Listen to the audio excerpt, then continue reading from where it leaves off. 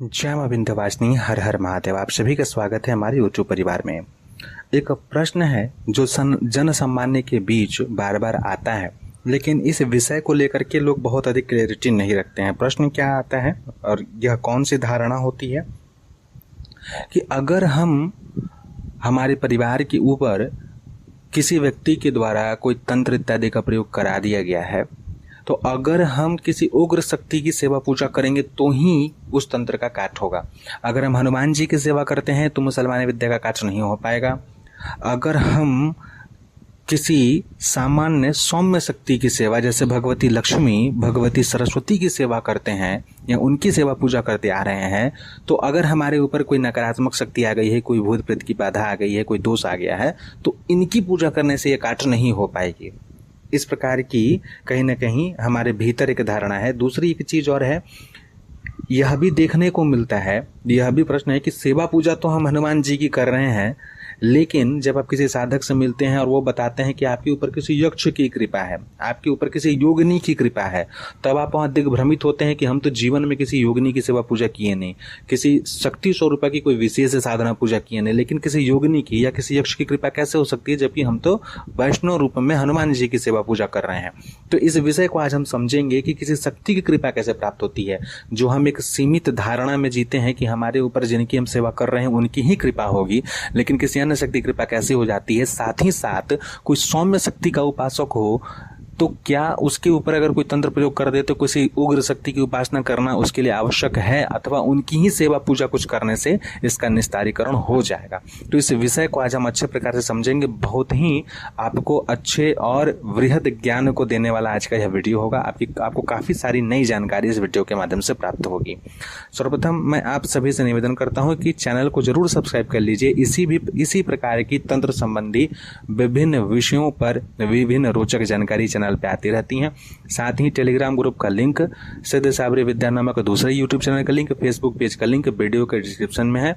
आप सभी भी वहां अवश्य हमारे साथ जुड़ें।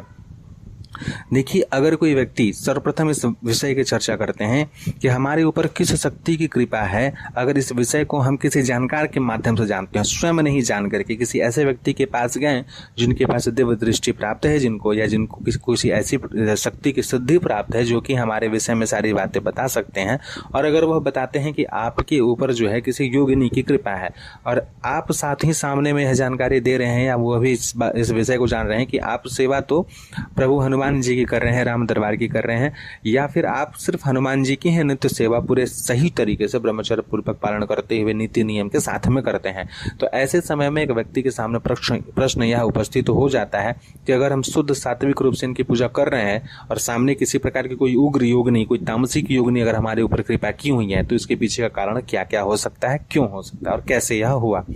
इस विषय को जानिए। सबसे पहले चीज यह कि किसी भी शक्ति की जब हम सेवा करते हैं, किसी भी शक्ति की पूजा करते हैं, तो अकेले एकमात्र शक्ति नहीं होता। सनातन संस्कृति में, सनातन धर्म शास्त्र में, सनातन तंत्र ग्रंथों में, सनातन तंत्र के जब आप पूरे क्षेत्र में जाएंगे तो वहां आपको पता चलेगा कि हर देवी शक्ति की अपना एक पूरा एक मंडल होता है, पूरा एक परिवार होता है। अब हनुमान जी के जब आप मंडल पूजन देखेंगे तो हनुमान जी के मंडल में आपको भगवान श्री राम का स्थान भी मिलेगा, माता भगवती सीता का भी मिलेगा, उनके बाकी तीनों भाइयों का भी मिलेगा, उनके चारों भाई हैं, चारों भाइयों की पत्नियों का भी मिलेगा, अष्ट सिद्धियों का भी मिलेगा, साथ ही सुग्रीव जी, नल, नील, अंगद, इन सभी का मिलेगा, विभीषण जी का भी मिलेगा। जब आप हनुमान जी के विशेष तंत्रोक्त पूजन को करेंगे तब, और जब उस तंत्रोक्त पूजन में आप यह देखेंगे कि विभीषण जी के मंडल में अधिदेवता के रूप में प्रेतराज सरकार और एक अन्य राक्षस संबंधित देवता की उपस्थिति मानी गई है या दी गई है, तब आपको यह जानकारी होगा कि हनुमान जी के पूजन से किस प्रकार से हम इस प्रकार की राक्षसी शक्तियों का मर्दन कर सकते हैं केवल उनके मंडल पूजन के द्वारा। यह तंत्र संबंधी। दूसरा चीज जो है योगिनी। अब जिस जगह में माँ भगवती सीता बैठी हुई हैं, उनके साथ अष्ट शक्तियां, अष्ट सिद्धियां बैठी हुई हैं, तो उन अष्ट सिद्धियों के द्वारा क्या यह संभव नहीं है। उनकी सेवा में उनकी जितनी भी सेविकाएं होती हैं, सखियां होती हैं, वही चतुष्षष्ठी योगिनी यानी 64 योगिनियों के रूप में स्थान को धारण करती हैं। तो उन योगिनियों की जो उप योगिनियां हुई वह भी कृपा कर सकती हैं जब आप मंडल क्षेत्र में जाएंगे तब। अब कौन से शक्ति की कृपा किस समय में हो जाएगी वह आप और हम निर्धारित नहीं कर सकते हैं, लेकिन यह धारणा बिल्कुल गलत है कि अगर हम हनुमान जी की पूजा करेंगे तो कोई योगिनी हमारे ऊपर कृपा नहीं कर सकती हैं। अब इस विषय को और सही तरीके से समझिए। जैसे कि मान लीजिए कि आप भगवती महासरस्वती की उपासना करते हैं, भगवती महासरस्वती के स्वरूप में जब दुर्गा सप्तशती में जो वर्णित है उसके अनुसार जो भगवती महासरस्वती हैं वो विंध्य पर्वत पे उपस्थित भगवती अष्टभुजा दुर्गा है।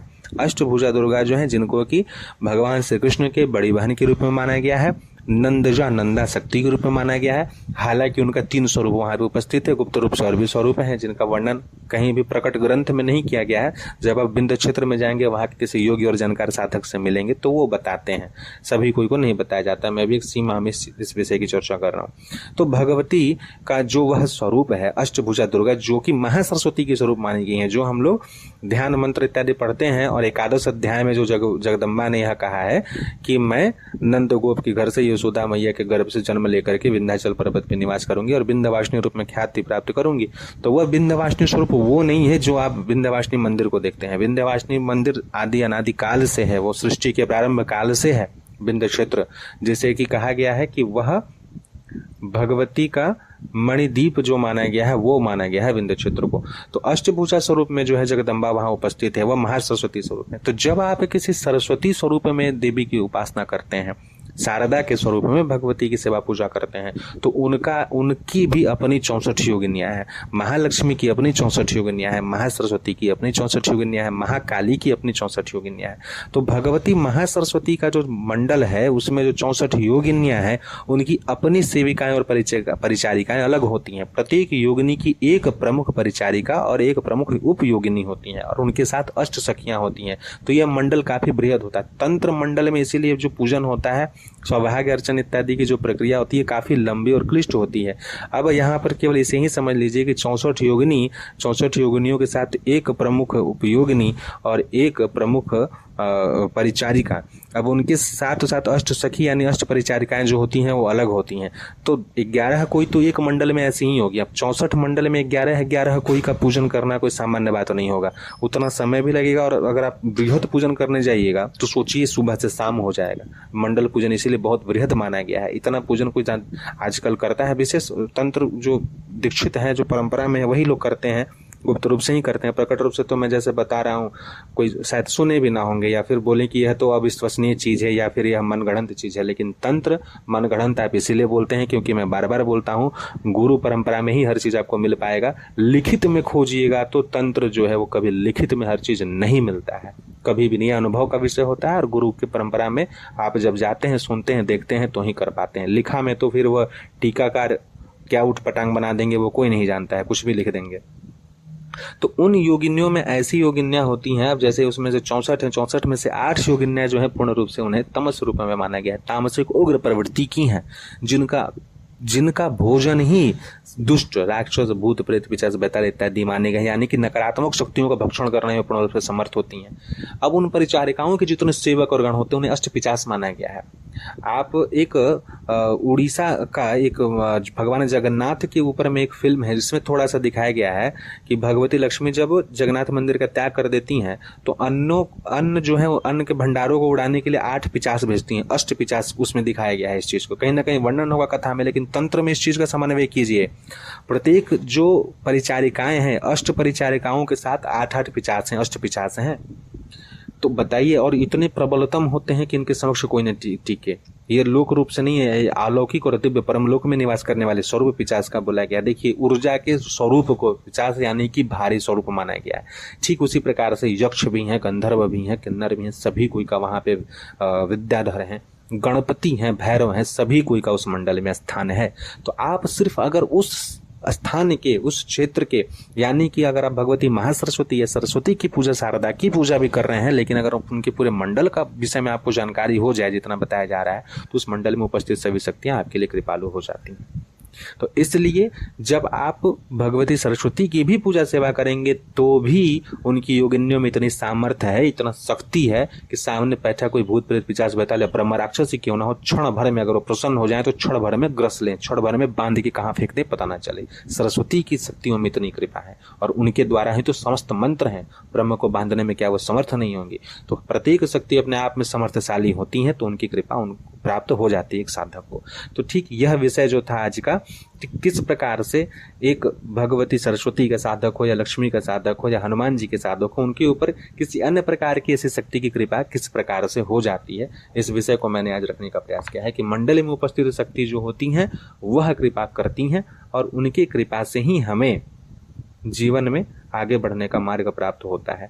तो जब किसी साधक को आप यह दिखाते हैं और आप यह प्रश्न करते हैं और वो बताते हैं कि आप तो हनुमान जी के साधक हैं लेकिन आपके ऊपर किसी योगिनी की कृपा है, तो उसका कारण यही होता है कि आप जिनकी सेवा पूजा कर रहे हैं, आपके अधिष्ठात्री जैसे सरस्वती हैं, उस योगिनी के अधिष्ठात्री भी वो सरस्वती ही होंगी और आप चूंकि इनकी सेवा पूजा कर रहे हैं तो योगिनी ने आपके ऊपर कृपा कर दी। जैसे कि आपकी माता का कोई अगर सम्मान करता है, आपकी पत्नी का कोई अगर मातृभाव से सम्मान करता है, आपकी बहन का कोई बहन के भाव से सम्मान करता है, तो उसे सम्मान करने वाले व्यक्ति के लिए आपके हृदय में भी सम्मान उपस्थित होता है और आप बोलते हैं कि मैं तुम्हारी सहायता करूंगा। ठीक उसी प्रकार से जब आप अपने इष्ट के लिए समर्पण के साथ पूरे सही तरीके से सेवा पूजा करते हैं तो उनकी जितनी भी अंग शक्तियां हैं आपके ऊपर कृपालु होती हैं और उनकी जितनी भी लोक शक्तियां होती हैं वह भी आपके ऊपर कृपालु होकर के आपके साथ चलने के लिए सक्षम होती हैं, कहीं ना कहीं वह साथ देती हैं प्रसन्नतापूर्वक।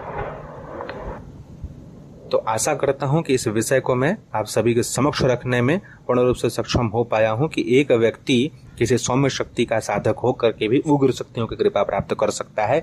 ठीक उसी प्रकार से यहाँ पर अगर आपके ऊपर रुद्र गणों की कृपा हो, हनुमान जी के गणों की कृपा हो, किसी की भी कृपा हो, लेकिन आप सेवा पूजा किसी की भी करें, इससे कोई विशेष फर्क नहीं पड़ता है। उस शक्ति की कृपा को जानने के पश्चात उनकी विशेष रूप से आपको सेवा पूजा अवश्य करनी चाहिए। इस विषय से संबंधित वीडियो अलग से बना दिया जाएगा चैनल पे।